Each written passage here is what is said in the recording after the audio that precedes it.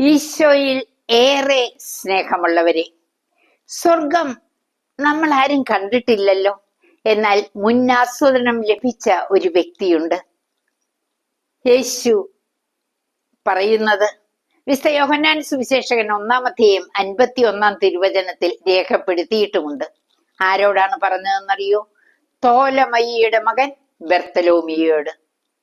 Bartolomeu അത്തിമരത്തിന്റെ ചുവട്ടിലിരുന്ന് വചനം വായിക്കുന്നത് യേശു വളരെ ദൂരെ നിന്ന് അറിവിന്റെ വരത്താൽ കണ്ടെത്തി.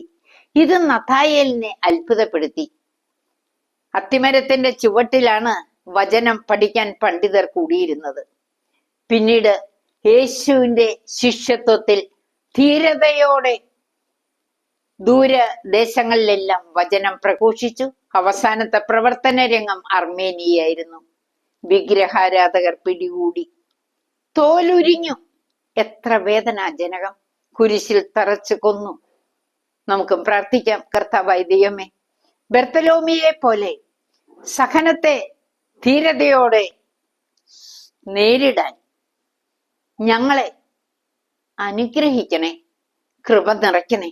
എല്ലാവരിലും ദുഃഖങ്ങൾ വരുന്ന അവസരത്തിലെല്ലാം ദൈവത്തിന്റെ കൃപ നിറയട്ടെ. അമ്മ മാതാവേ, ഞങ്ങൾക്ക് സഹനത്തിന് സാക്ഷിയായവളെ, ഞങ്ങൾക്ക് വേണ്ടി എന്നെന്നും തിരുക്കുമാരനോട് മാധ്യസ്ഥം യാചിക്കണമേ.